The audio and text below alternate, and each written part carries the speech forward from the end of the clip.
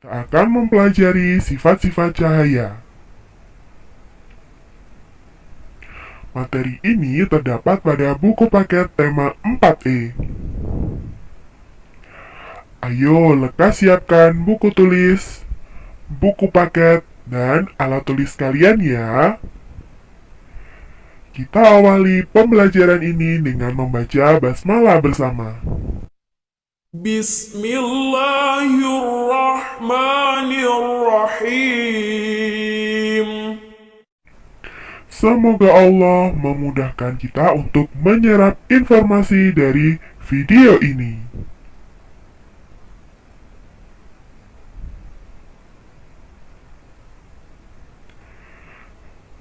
Di pembelajaran yang sebelumnya, kita telah mengetahui bahwa ada 5 sifat-sifat cahaya, yaitu cahaya dapat dipantulkan, cahaya dapat diuraikan, cahaya dapat merambat lurus, cahaya dapat menembus benda bening, dan cahaya dapat dibiaskan. Di video sebelumnya, kita sudah mempelajari bahwa cahaya dapat dipantulkan dan cahaya dapat diuraikan. Di video ini, kita akan mempelajari 3 sifat yang lainnya, yaitu cahaya merambat lurus, cahaya dapat menembus benda bening, dan cahaya dapat dibiaskan.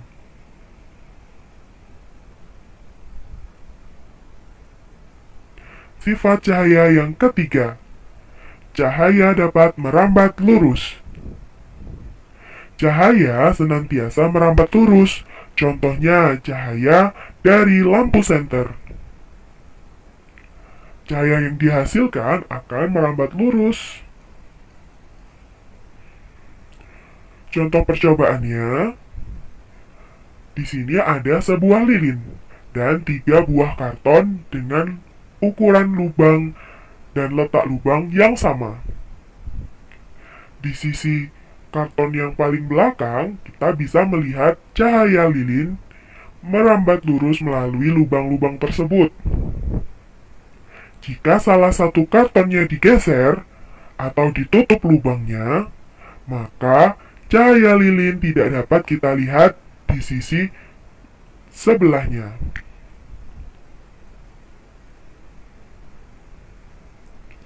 Sifat cahaya yang keempat, cahaya dapat menembus benda bening.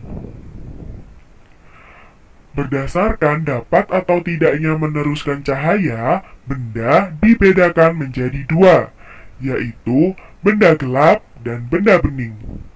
Benda gelap adalah benda yang tidak dapat meneruskan cahaya yang mengenainya, sehingga terbentuklah bayangan. Sedangkan benda terang adalah benda yang dapat meneruskan cahaya yang mengenainya. Berikut contoh-contoh benda gelap. Yang pertama, kertas, triplek, kayu, dan tembok. Tubuh kita juga termasuk contoh benda gelap, karena ketika bayangan mengenai tubuh kita, tidak dapat meneruskan cahaya tersebut, sehingga terbentuklah bayangan kita.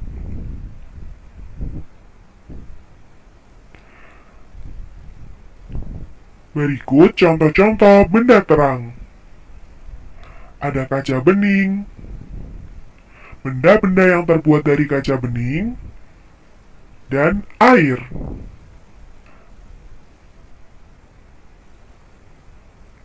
Sifat cahaya yang kelima, cahaya dapat dibiaskan.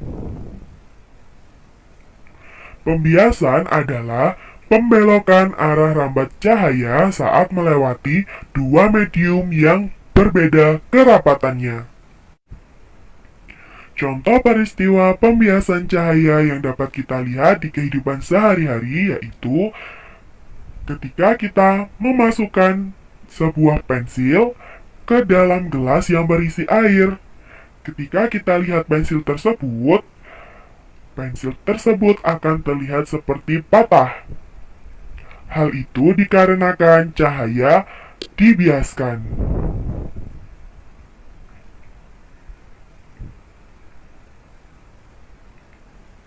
Jenis-jenis cermin. Jenis-jenis cermin. Yang pertama ada cermin datar,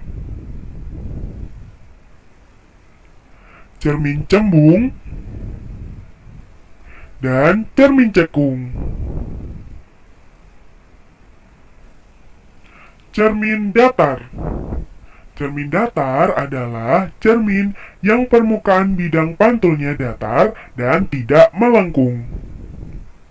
Sifat-sifat bayangan yang dihasilkan pada cermin datar, yang pertama, ukuran bayangannya, termasuk tinggi dan lebar dari bayangan tersebut, sama dengan ukuran dari benda aslinya. Sifat yang kedua, jarak bayangan ke cermin sama dengan jarak benda ke cermin. Sifat yang ketiga, kenampakan bayangan berlawanan dengan benda. Jika benda tersebut berada di sisi kanan, maka bayangannya seperti berada di sisi kiri.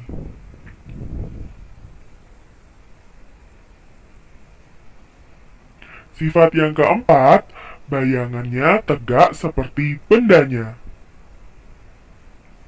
Sifat yang kelima, bayangan bersifat semu atau maya. Artinya, bayangan dapat dilihat dalam cermin tetapi tidak dapat ditangkap oleh layar. Secara singkat, bayangan yang dihasilkan cermin datar bersifat maya, tegak, dan sama besar. Cermin cembung. Cermin cembung yaitu cermin yang permukaan bidang pantulnya melengkung keluar. Sifat-sifat bayangan yang dihasilkan pada cermin cembung, yang pertama, ukuran bayangannya lebih kecil dari ukuran bendanya. Bayangannya tegak seperti bendanya. Bayangan bersifat semu atau maya. Jadi, secara singkat, sifat-sifat bayangan pada cermin cembung yaitu maya, tegak, diperkecil.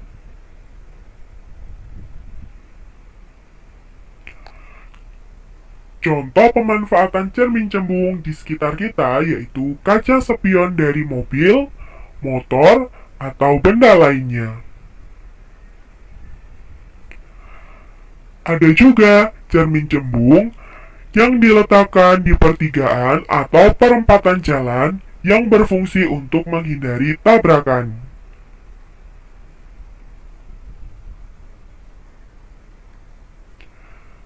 Cermin cekung.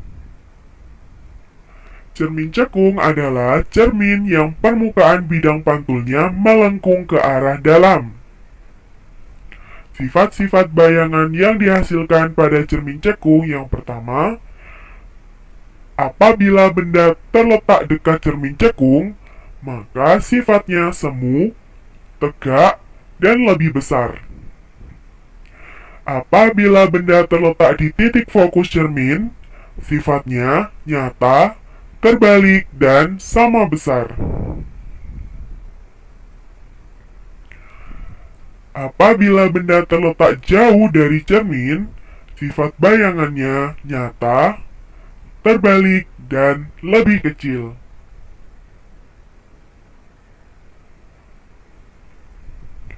Contoh pemanfaatan cermin cekung yaitu reflektor pada lampu senter,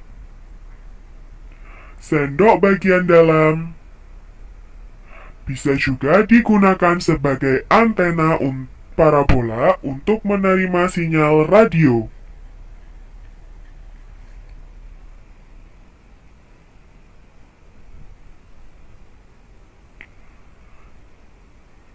Sifat-sifat cahaya dapat dimanfaatkan untuk membuat alat-alat optik. Contoh yang pertama yaitu loop. Loop disebut juga kaca pembesar. Loop digunakan untuk melihat benda-benda berukuran kecil sehingga tampak besar. Loop menggunakan lensa cembung. Ini adalah contoh loop.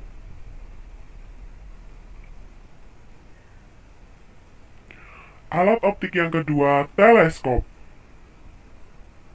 Teleskop adalah alat yang digunakan untuk melihat benda-benda yang sangat jauh, misalnya benda-benda di luar angkasa.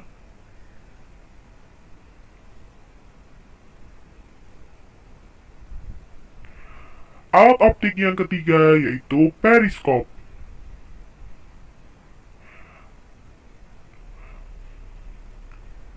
Periskop adalah alat optik yang digunakan oleh awak kapal selam yang berada dalam kedalaman laut untuk mengamati permukaan laut.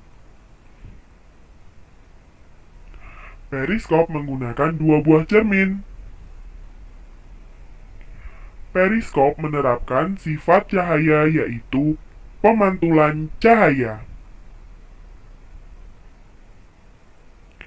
Alhamdulillah, materi kita telah selesai. Jazakumullahu khairan sudah menyimak video ini.